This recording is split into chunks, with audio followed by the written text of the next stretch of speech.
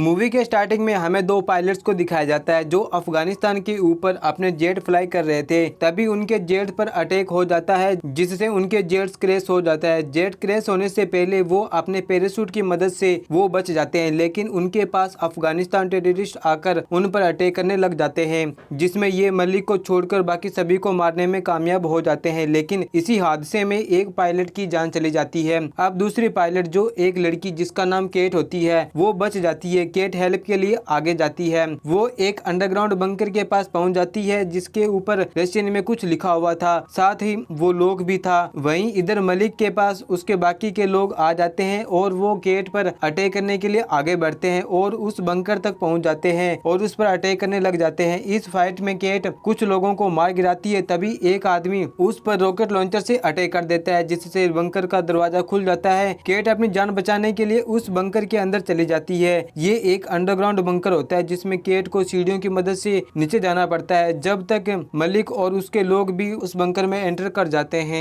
ये बंकर काफी समय से बंद पड़ा था जिसके कारण यहाँ लाइट भी नहीं होती। केट लाइट रोड की मदद से आगे बढ़ने लगती है। उसे काफी अजीबोगरीब चीजें दिखाई देती है। यहाँ पर काफी सारे एक्सपेरिमेंट का सामान भी पड़ा था, साथ ही एक हॉल में डॉक्टर मरा हुआ पड़ा था। इसके अलावा और भी यहाँ डेड बॉडी थी। उस मरे हुए डॉक्टर के टेबल पर बहुत सारे पेपर्स पड़े थे जिससे पता चलता है कि यहाँ पर कोई सीक्रेट एक्सपेरिमेंट किए जाते होंगे। साथ ही वहाँ केट को भी एक कैमरा रिकॉर्डर मिलता है जिसे केट अपने पास रख लेती है। तभी वहाँ मलिक और उसके लोग केट पर अटैक करने लग जाते हैं। साथ ही उन्हें लाइट स्विच मिल जाता है जिसे वो ऑन कर देते हैं, जिसके कारण केट अंधेरे में छिप नहीं पाती। लाइट ऑन होते ही हम लैब में बहुत सारे बायो चैम्बर्स को देखते हैं जिसके अंदर कोई क्रिएचर जैसी चीज बंद पड़ी थी। यहाँ पर गन फाइट होने लग जाती है जिससे एक बुलेट उस चैम्बर को लग जाती है जिसके कारण ग्लास कान टूट जाता है और वो क्रिएचर बाहर निकल के गिर जाता है। जो उन टेररिस्ट को मरा हुआ लगता है वो उसे कवर कर केट के पीछे पड़ जाते हैं। वो ड्रेन में छुप जाती है और वो लोग उसे ढूंढने लगते हैं, लेकिन अब तक वो क्रिएचर जिंदा हो चुका था। वो उनके सामने खड़ा होकर मलिक के सभी लोगों पर अटैक करने लग जाता है। वो टेररिस्ट कुछ कर पाते हैं, इतने में वो क्रिएचर सभी को बुरी तरह मारने लगता है। वो लिटरली उन सभी को चीर कर खाने लगता है। इधर केट कुछ लोगों को मार कर बंकर से बाहर निकलने की कोशिश करती है, लेकिन एक आदमी उसे रोक लेता है। तभी वो क्रिएचर वहां आकर उस आदमी को मार डालता है और केट के ऊपर अटैक करने लगता है। वो जैसे तैसे बाहर आ जाती है, उधर से गन उठाकर उस पर शूट कर देती है जिससे वो अंदर चला जाता है। फिर वो डोर को चेन से लॉक कर देती है ताकि वो बाहर ना आ सके। यहाँ पर एक आदमी बाहर ही था जो क्रिएचर को देखकर वहाँ से भाग जाता है। फिर केट आगे जाती है मदद के लिए। उसके पास एक आर्मी टीम आ जाती है जो उसी को ढूंढ रही थी। सार्जेंट हुक उन सभी को लीड कर रहा था। वो बताता है हम तुम्हें ही यहाँ ढूंढने आए हैं। हमको आर्मी से 2 पायलट की मिसिंग की खबर मिली है, जिस पर केट बताती है उसका साथी उसे बचाते हुए मारा जा चुका है। अब वो केट को लेकर वापस अपने बेस में आ जाते हैं जहाँ केट हुक से अपनी फैमिली से कांटेक्ट करने की बोलती है, जिस पर वो कहता है कि तुम्हारी फैमिली को ये मैसेज पहले ही दे चुका है कि तुम सेफ हो। फिर केट यहाँ पर commanding officer major Roy Finch के पास जाती है और उस बंकर के बारे में बोलती है। जो कुछ भी उसने वहाँ देखा वो सब कुछ बता देती है। फिर मेजर कहता है कि शायद तुम पर कुछ लोगों ने अटैक किया होगा जिससे तुम डर गई होगी, जिस पर केट कहती है वो इंसान नहीं था, पर वो नहीं मानता। वो कहता है कि इन सब सोल्जर्स की जिम्मेदारी उसके ऊपर है, वो किसी को भी कहीं नहीं भेजने वाला। साथ ही उसके हिसाब से यहाँ पर कोई भी रशियन बंकर नहीं है। केट बोलती है कि अगर तुम्हें इस बात पर यकीन नहीं होता तो उसे घर भेज दो, जिस पर वो कहता है कि घर भेजने में अभी थोड़ा वक्त है, तब तक तुम्हें यहीं पे रुकना होगा। और वो केट को जो कैमरा रिकॉर्डर मिला था वो उसे अपने पास रख लेता है। अब केट काफी परेशान हो गई थी, तब हुक उसे संभालता है। वो फ्रेंच पर चिढ़ चुकी थी। उसके बाद फिर वो बताता है कि वो 2 साल पहले वो एक बहुत ही अच्छा कर्नल हुआ करता था, लेकिन एक बार एक मिशन के दौरान अपनी टीम के साथ गया था जहां उसे पीछे हटने के ऑर्डर मिले थे, लेकिन वो आगे बढ़ता रहा। फाइट के दौरान 2 सोल्जर्स अलग हो गए थे जिन्हें मार दिया गया। इसके बाद उसे मेजर के पोस्ट देकर यहाँ पर छोड़ दिया गया। वो केट को सब बताने के बाद लास्ट में अपने बारे में बताता है। वो 2 आदमी उसी के टीम के थे जो अलग हुए थे, लेकिन फ्रेंच ने सारी जिम्मेदारी अपने ऊपर ले ली थी और सीनियर के गुस्से का सामना उसे करना पड़ा था। इसके बाद केट मेड ए विल्स के पास जाकर अपने बोन चेक कराती है जहाँ उसी आदमी को पेट्रोलियम टीम ने पकड़ लिया था जिसे वो बंकर के बाहर मिला था।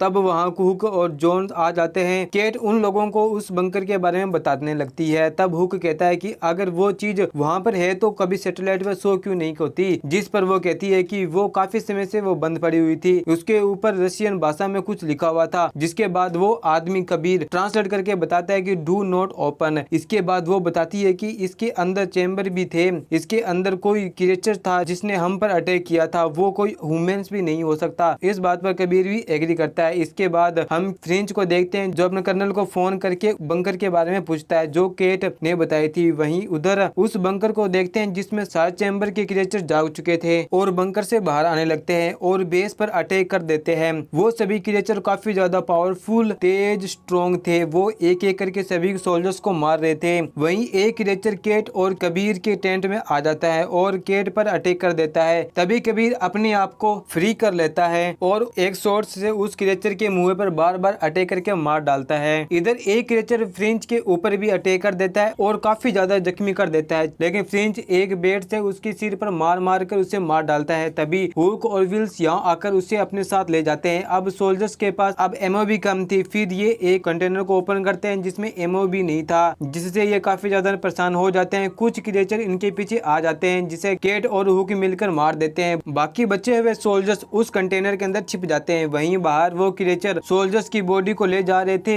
वहीं इधर अंदर सभी कबीर के बारे में बात करते हैं कि इस पर विश्वास करना चाहिए या फिर नहीं। इस पर केट कहती है कि इस पर भरोसा किया जा सकता है। फिर कबीर कहता है कि जब वो पैदा भी नहीं हुआ था तब रशिया का उनके ऊपर कब्जा था। एक बार स्टार अर्थ पर गिर गया था। सभी विलेज वालों को ये लगा कि ये गॉड का साइन है। इसके बाद सभी विलेजर्स एक एक करके गायब होने लग जाते हैं। कभी कभी औरत गायब हो जाती है तो कभी कभी आदमी गायब होने लगते हैं। कुछ की तो बहुत बुरी हालत में डेड बॉडी मिला करती थी, जिससे सभी को ये लगा कि ये काम किसी एनिमल का है। उसके फादर कुछ आदमियों को लेकर हंट करने के लिए गए थे। इसके बाद उसके फादर और गांव के 43 लोग कभी भी नहीं मिले, जो काफी शॉकिंग था। अगली सुबह वो सभी उस कंटेनर से बाहर आ जाते हैं और देखते हैं जो मरे हुए सोल्जर्स और डेड क्रिएचर थे को जिंदा क्रिएचर अपने साथ ले गए हैं। इसके बाद वो एक बैंड में आ जाते हैं जहां उन्हें एक क्रिएचर की बॉडी मिलती है। शायद वो उसे ले जाना भूल गए होंगे। विल्स उसे जांचने लगता है जिसके टीथ किसी सार की तरह लग रहे थे और स्किन किसी शील्ड की तरह, इसलिए तो उन्हें बुलेट से किसी तरह का फर्क नहीं पड़ रहा था। और जांचने पर उन्हें बॉडी के अंदर ह्यूमन ऑर्गन्स मिलते हैं, यानी कि ये ह्यूमंस ही है, जिससे ये काफी शॉक हो जाते हैं और अब तक फ्रेंच को भी होश आ चुका था। फिर वो बताता है कि आर्मी इंटेलिजेंस को ईस्ट बंकर के बारे में पहले से ही पता है। वहाँ रशिया ने कुछ छुपा कर रखा है, लेकिन उस कैमरे से पता चलता है कि 1979 के आसपास वहाँ एक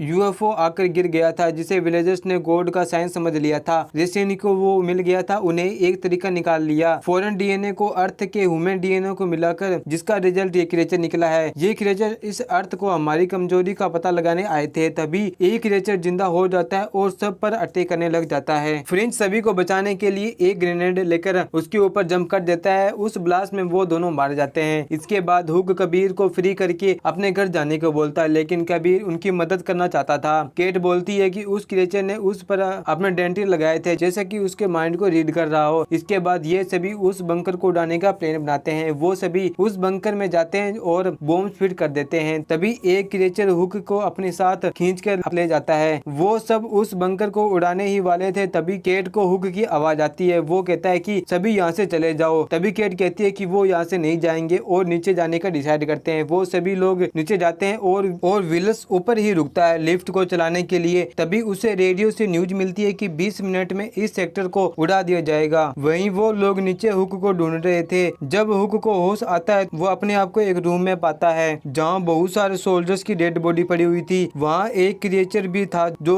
हुक के ऊपर अटैक कर देता है, लेकिन वो उसके डंक पर अटैक करके उसे मार डालता है और वहाँ से भागने लगता है। वहीं दूसरी तरफ केट और बाकी लोग आगे जा रहे थे। वहाँ उन्हें एक बहुत बड़ा चैम्बर मिलता है जिसे वो ऑन कर देती है, जिसमें एक बहुत बड़ा एलियन था जो जिंदा था। मतलब इसी के डीएनए से वो सभी एक्सपेरिमेंट किए जा रहे थे। तभी वहाँ हुक आ जाता है। वो यहाँ से निकल पाते उससे पहले बहुत सारे क्रिएचर वहाँ आकर अटैक कर देते हैं और उनके पीछे पड़ जाते हैं, लेकिन जोन्स ने मेन डोर को पकड़ लिया था जिससे उनकी टीम यहाँ से निकल जाए। वो लोग आगे जाते हैं, लेकिन एक सोल्जर पीछे रह जाती है जिसे लाने की हुक वापस आता है, लेकिन एक क्रिएचर उस सोल्जर्स खा जाता है और हुक पर अटैक कर देता है और दोनों के बीच में फाइट हो जाती है। इधर जॉन उस डोर को नहीं रोक पा रहा था। वो एक ग्रेनेड लेकर उसके अंदर चला जाता है।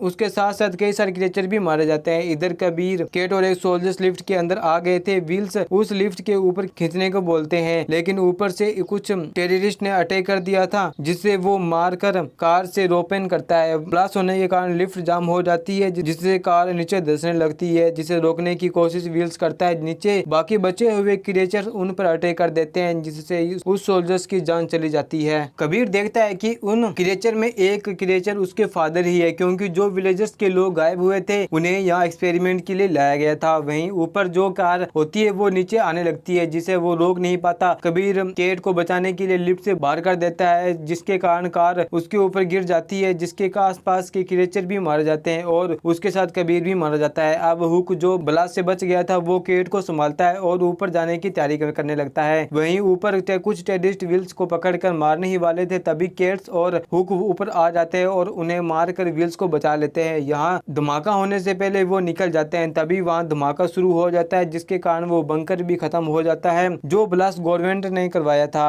ताकि यहाँ जो कुछ भी था वो यहाँ दब कर रह जाए। इस धमाके में बहुत सारे टेररिस्ट मारे जाते हैं। केट और व्हील्स हुक बच जाते हैं और यहाँ से वो निकल जाते हैं। इसी के साथ ये प्यारी सी मूवी यहीं पर समाप्त होती है। आपको ये वीडियो कैसी लगी? आपको वीडियो अच्छी लगी तो वीडियो को लाइक, चैनल को सब्सक्राइब जरूर करें। जब तक मिलते हैं अगली वीडियो में, जब तक के लिए bye bye. Thanks for watching.